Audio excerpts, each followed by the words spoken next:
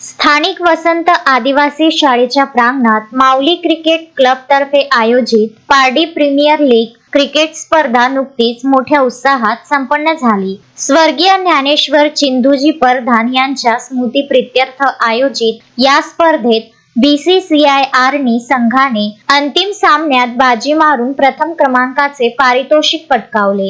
गावातील तरुणांमध्ये खेळाची आवड निर्माण करणे आणि ग्रामीण खेळाडूंना व्यासपीठ मिळवून देणे हा या मागचा मुख्य उद्देश होता. स्थानिक आणि बाहेरील एकूण 6 संघांनी या स्पर्धेत सहभाग घेतला होता. 10 दिवस चाललेल्या या क्रिकेट सामन्यांनी क्रीडा रसिकांचे भरघोस मनोरंजन केले. स्पर्धेमध्ये प्रथम BCCIRनी, द्वितीय BST हेटी, तृतीय हरलाल हेटी संघ विजेते ठरले. 24 जानेवारी रोजी पार पडलेल्या या स्पर्धेच्या समारोपाप्रसंगी आमदार राजू तोडसाम यांच्या हस्ते विजेत्यांना बक्षीस वितरण करण्यात आले. यावेळी वर्षा पेंदोर, रमेश धुर्वे, रामसिंग राठोड, विजूभाऊ बैस, विनय जाधव यासह गजानन म्हस्के, वसंत पवार आणि इतर मान्यवर उपस्थित होते. या स्पर्धेच्या यशस्वीतेसाठी किशोर राठोड, रुपेश राठोड, आकाश मेश्राम, दर्शन कोहरे, सुमित चव्हाण, जय देवतडे यांच्यासह